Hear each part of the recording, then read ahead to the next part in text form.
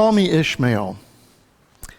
Yes, some of you will recognize that that is indeed the way that Moby Dick, the great novel by Herman Melville, begins. The narrator tells his story, and he begins by saying, "Call me Ishmael." He's saying something about himself in that identification. He's saying, call me the outcast. Call me the one who doesn't belong here. Call me the one who is not loved and who is not the subject of the blessing. And I think from time to time, it's not just the narrator of Moby Dick who would begin his life story by saying, call me Ishmael. I know there are times when if you ask me who I was, I would say, call me Ishmael. I'm the one who doesn't belong here.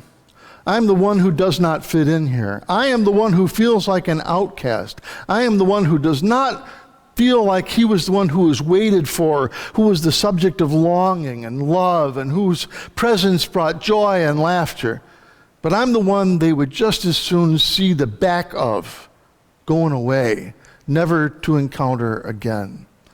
Call me Ishmael. I know I'm not the only one who has said just that sort of thing or identified himself in just that way. I think that this is a constant drama in our lives. How do we identify ourselves, as Isaac or Ishmael? See, the story that we have been encountering with Abraham and Sarah, and now with Hagar and Ishmael and Isaac, is an archetypal story about what it means to be in relationship to God, what it means to be in relationship to one another, what it means to find one's destiny and one's way in the world, what it means to live either out of hopeful expectation or out of fear, what it means to be able to trust the world enough to be generous with the world, or what it means to be so afraid that you hold on to every little thing that you have. That's what's being talked about today in the story that Jacob read for us. Now you know the great arc of the story. Abraham gets called by God, and he has this summons to be God's own person. And the promise to Abraham is twofold. I'm going to give you a land, I'm going to make of you a nation. And it is that promise of becoming a nation, having great progeny, the father of many, many nations. That's the crux of the promise. Because what good does it do to you if you have a land flowing with milk and honey, but no one to whom to leave that legacy? Somebody else is going to get the land of milk and honey if you don't have offspring. And so all throughout Abraham's many journeys and adventures with God, he's longing to hear the fulfillment, to live the fulfillment of that promise. And the longer that he waits, the more that he doubts, and you are not surprised to know this.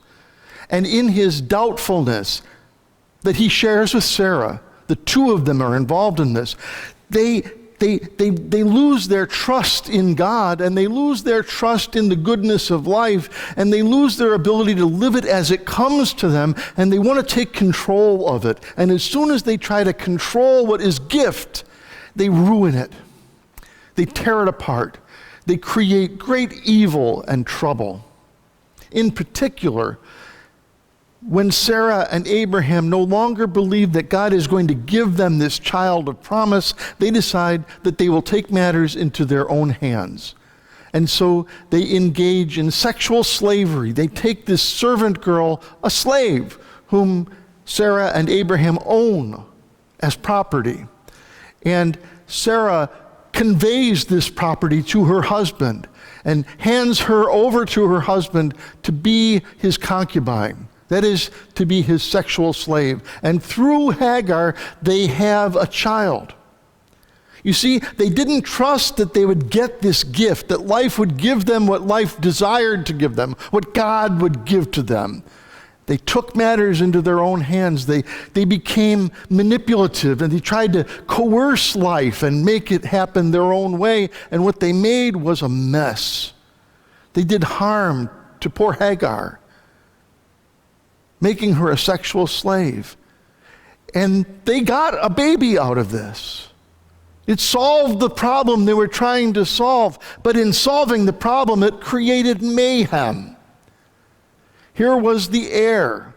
Now they could go to bed safely and sleep sweet dreams. No, they could not. Because Sarah was obsessed with the thought that this slave girl had usurped her position. This slave girl had given to her husband something that she had not been able to. And now she looked at this child, instead of seeing, there's our future, she looked at this child and said, there's my failure. There is the evidence that someone else has taken my place. And so she begins to resent the baby and his mother most of all, almost as soon as he's born. And then, in typical biblical irony, no sooner do they have this child who, through their own manipulation and sin and evil, have managed to get for themselves, God grants them a son born of Sarah, the child of promise. We pick up the story today when this child of promise, who is called Isaac, and he's called Isaac because Sarah laughed when she heard the news that she'd be conceiving him. She laughed out of disbelief. And then when he was born, she laughed out of absolute sheer joy. She'd been waiting her whole life, and that is no exaggeration, for this baby to be born. And she says, you are Itzhak, which is the Hebrew word that says, it means he laughs, laughter. So this child, which is her joy and the source of her smiling laughter, we come today in this story to the point of life for this little baby has been weaned. And they have a big party, because in the ancient world, if a child has survived all those infancy dangers that take the lives of young babies, then when they're weaned, it means, hey, maybe this baby's going to survive. And so this child will indeed grow up and be the heir. And so there's a big party. And at this party, Sarah looks over and she sees that other child. The child who she has managed by hook and by crook to have be born to her family through her slave girl. And she sees this older brother to Isaac playing with Isaac. And the Hebrew actually says that what Ishmael, the older brother, the baby born to Hagar, the slave girl's child, Hagar's boy, Ishmael, is playing with Isaac. And the Hebrew says that little Ishmael was Isaacing. That is, he was laughing. And when Sarah sees this usurper, this child not born from her, laughing with her son, she says to herself, that's exactly the danger of this baby. That this baby will Isaac, that he'll take the place of Isaac, that he'll get the double share of the inheritance, that he will be blessed by God instead of my child who was promised by God. And so when she sees this other baby, Isaacing, she says, this will never do. There's going to be one Isaac in this family, one source of laughter, one vessel into which we pour joy, and it ain't going to be Ishmael. It's not going to be that slave girl's boy. It's going to be my boy. And so she says to Abraham, I want them out of here. You get rid of both of them. I don't care what you do, but get rid of them. And Abraham spinelessly is complicit in that request. The text says that God's going to bless the child anyway. Don't you worry about it, Abe. But I think that is a whitewash in the text to make Father Abraham not look as awful as his actions prove that he was being at the moment. And so the next day, after this big party in which Isaac has been weaned, Hagar, Abraham's concubine, the mother of his son, and his own son, flesh and blood, he gives them a skin of water and a swift kick in the behind and says, go on your way. And off they go into the desert, ostensibly to die. And so we're told that they go out into the desert and the water runs out as everyone expected it would. And Hagar, who loves her child as a mother would, places her child in the shade of a little brushy plant, and then she goes 100 yards, 200 yards away and finds a little shade for herself. She wants to be distant from this baby while it goes through the agony of dying of thirst out in the desert. She does not want to hear the wild animals that might come and attack her child, who she cannot defend. Her death and his death is inevitable, and she has consigned herself to it, but not without complaint. She lifts up her voice and she cries out to God. And the text says, God heard the boy. And that's not just because God doesn't pay attention to Hagar. It's to remind us what Ishmael's name means. Just as his stepbrother's name means he laughs, Isaac, Ishmael means the one whom God hears.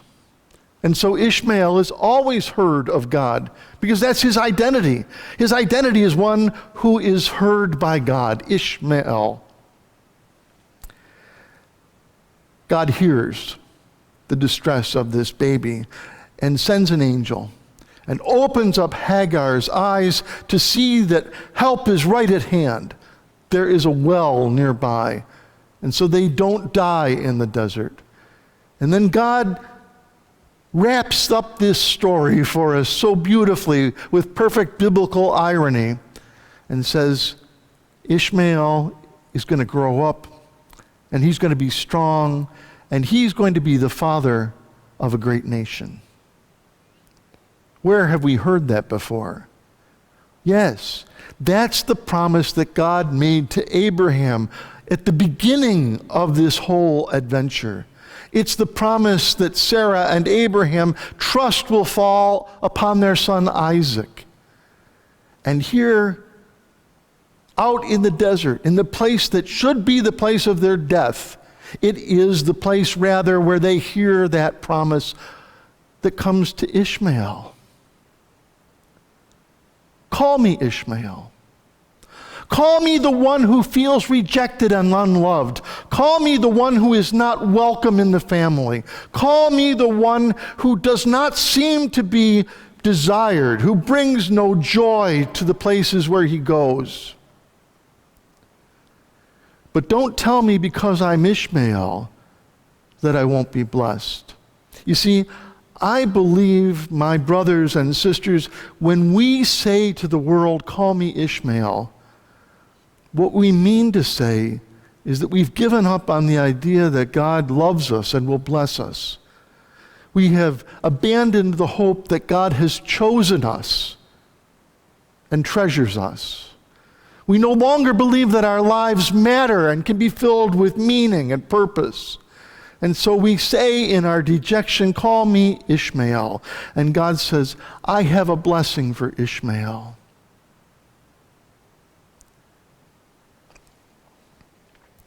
We are all Ishmael. And we are all Isaac. Because when God looks on us, God is filled with the joy that brings laughter to the whole world, because God loves us completely. And we are all Ishmael, because my brothers and sisters, no matter how cast off we might be, from even the ones who love us and who we desire to love us, no matter how abandoned we may feel, no matter how forsaken, broken, and forgotten we might be, in the depths of being Ishmael, and especially in the depths, God hears Ishmael. And God loves Ishmael, just as God loves Isaac. So call me Ishmael, because God has heard me, and God hears you.